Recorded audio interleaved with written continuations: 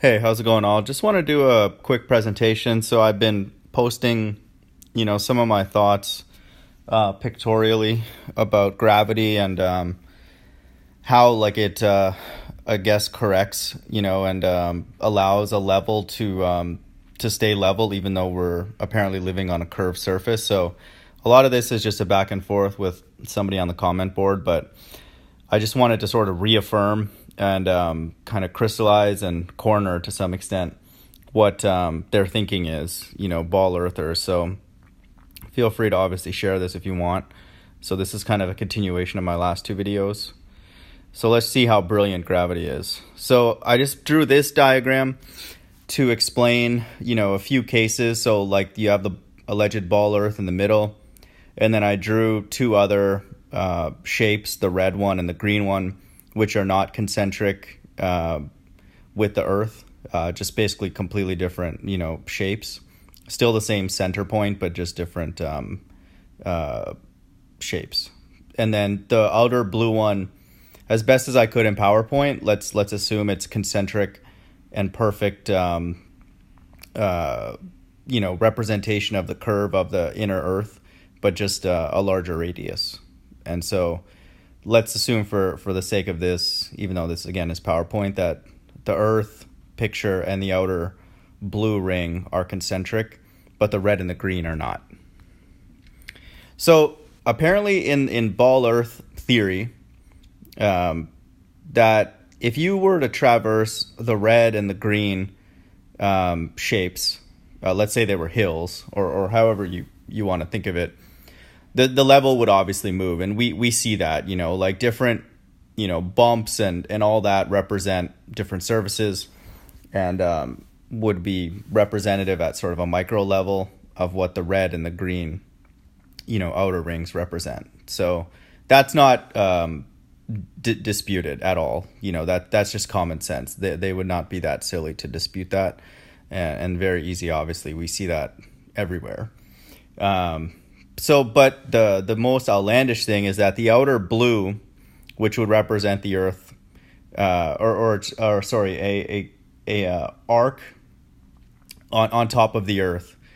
Again, like I said, it's consistent, concentric with the inner Earth. They would actually say that level would stay level. So not only on the Earth itself, on the inner blue ball Earth, a level will not react as you traverse over the surface perfectly if you're able to. Like, for example, over water where it's not bumpy, like let's say very, very still, water, calm water over many, many miles. That is why if you were to put a level on a boat, for example, sailing for many, many miles, many hours, it would not, change its orientation. Like literally, like it won't show, for example, as the boat goes upside down on this alleged ball earth, it's going to stay flat.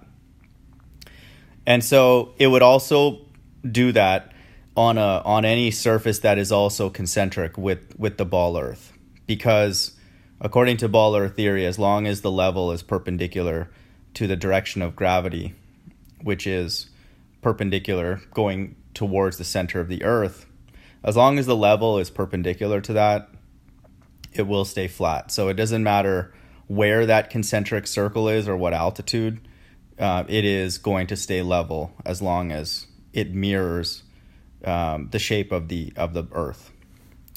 So again, just to sort of reaffirm what they're saying is that, let's say you had the earth down at the bottom. That's what the earth curve represents. Obviously that's, exaggerated and not real, but let's just say that is what the shape of the earth is, just for the sake of this.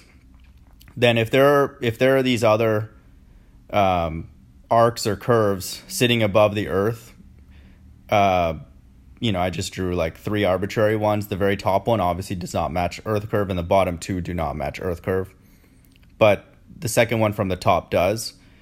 What ball earth theory will say is that if you traverse the 1 second from the top, the level will not move at all. It will stay flat because it is concentric to earth curve.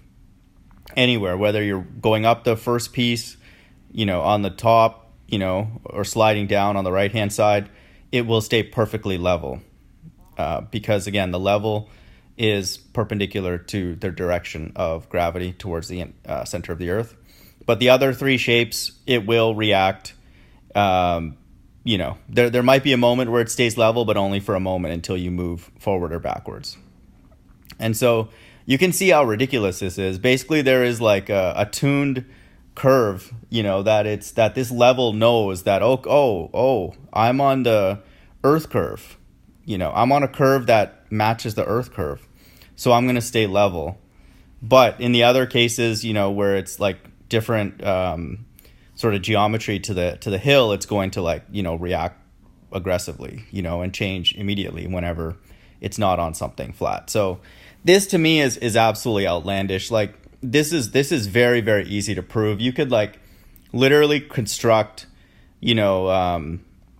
a tree of arcs, and then one of them, if you do a lot of them with a lot of granularity, you could actually create literally in your living room a bunch of arcs, and the one that happens to match the earth curve beneath it, you wouldn't even need to know what the earth curve is, as long as you do an experiment with enough arcs, and as long as it's not well, actually, it doesn't even matter. It's even if it's flat, eventually, whatever, if you go through all the shapes, there will be one that will cause that level to basically not react. And it would be very interesting to see what that one is.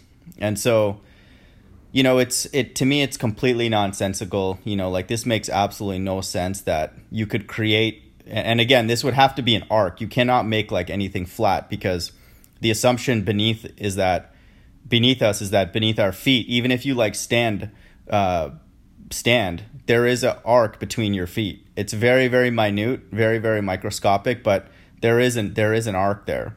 And so the actual solution that would create the level, would allow the level to stay flat, would have to be one that is slightly curved. There's no way the flat line would work, because then that would imply that the Earth beneath us is perfectly flat, which the ballers say is not true. So if you were to be able to create just an infinite number of different shapes from point A to point B, even in your living room, it doesn't really matter. Obviously, the longer it is, the less microscopic the curve will be, but ultimately that there will be a solution, according to the ball earthers, that will be curved, even if it's microscopic, that will ensure that the level will actually not move if you were to drag it over top of it, which just makes absolutely no sense. We know that is not true, that that's just not physical. It's impossible to do that. That would literally be magic, that one orientation, one arc would magically allow this level to stay flat, even though it does have shape to it, that it would allow it to stay level, and it's going to be one, and that one special one is what's reflective, apparently, in the ball earth world of what's beneath us, is that curve. So that would be the exact curve of the Earth, that solution that would work. That is absolutely insane. You don't even need to actually do this experiment. It's common sense, but to me, that is, you just have to sit there and think for a few minutes how ridiculous that is. So somehow that there is an arc that is tuned, one with the Earth curve, and it's buddied up with that shape, and it's also partnered up with the Carpenter's level, and they're all in agreement that when you slide over this particular arc, you're gonna stay put, but all the other ones, you can flail about, as you would, depending on what's going on. But on this one particular one that's tuned to the shape beneath us, stay put. I mean, guys, let's move on from this. That this is absolutely preposterous. Here's the agenda. So the Earth is obviously observably and provably flat. Hopefully we all know that by now. So God was hiding himself from his children via ball earth and other deceptions. This is becoming plainly obvious, pardon the pun. But not anymore. So this agenda, this ball earth, is an main underpinning of atheism. And this, in my opinion, was done to usher in the end times. And ball earth was prophesied in the Bible as a way that Satan, or the enemy, deceived the entire world. And one of his main branches on the earth right now is Freemasonry. So the mark of the beast is coming soon to a hand near you. Just make sure it is not your hand. And this is the final sort of expression of evil on the earth, is the mark of the beast. And it's in Revelation 13, 16, 18 reads, "And he causeth all, both small and great, rich and poor, free and bond, to receive a mark in their right hand or in their foreheads, and that no man might buy or sell, save he had the mark or the name of the beast or the number of his name. Here is wisdom. Let him that hath understanding count the number of the beast, for it is the number of a man, his number is 666. And I refer you to Russian Vids channel for everything related to 666 and Freemasonry, how it's encoded in the news, in the corporate logos, street signs, people's names.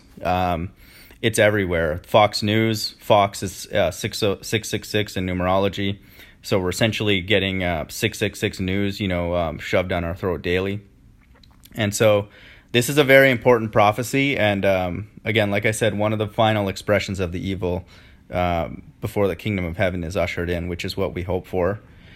So here we see, this is employees getting chipped by an American company, 3 Square Markets, and just so you know, like a company, the 3 squared, if you think of it as 3 squared, like in mathematical terms, it's 3 times 3 or 33.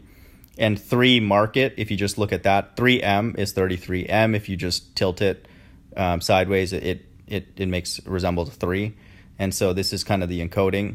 And so 3M is also 33. And 33 is a spiritual number denoting Freemasonry, which is God's left-hand deceptive side. And here's a picture of a Freemason. G is the number 33. You'll see that a lot for Freemasonry. Like rappers like G Unit or G Easy and all that, those numbers is whether they know it or not, is attributed to Freemasonry. And G is 33 because if you take A to Z, all the letters of the alphabet, and then you assign it, incremental numbers, and then you start counting again and, wrap it around, and you get to G, you're going to get to the 33rd letter. And you can see this Freemason has the 33 twice, and if you add 33 plus 33, you get 66. So 33 and 66 and 666 are all interrelated. And so, I just want to put that out there. We have to kind of put ballers in a corner, let them know what they believe. They actually believe that there's curve between, their feet that they're standing on Earth. And, there are certain consequences and implications for believing that scientifically, and then also, in my opinion, spiritually. And here, in terms of just who do you worship? Do you worship the government? Do you believe what they say? Do you go along with what they do? And the Bible does say that broad is the road to destruction, and we do not want to be on that road. And it looks like, in my opinion, the mark of the beast is right around the corner. And I would encourage you to, in the very least, consider that it is, if the government does ever require us, whoever is on earth at that time, to put something in their hand to resist and not do it, even if it costs you your life.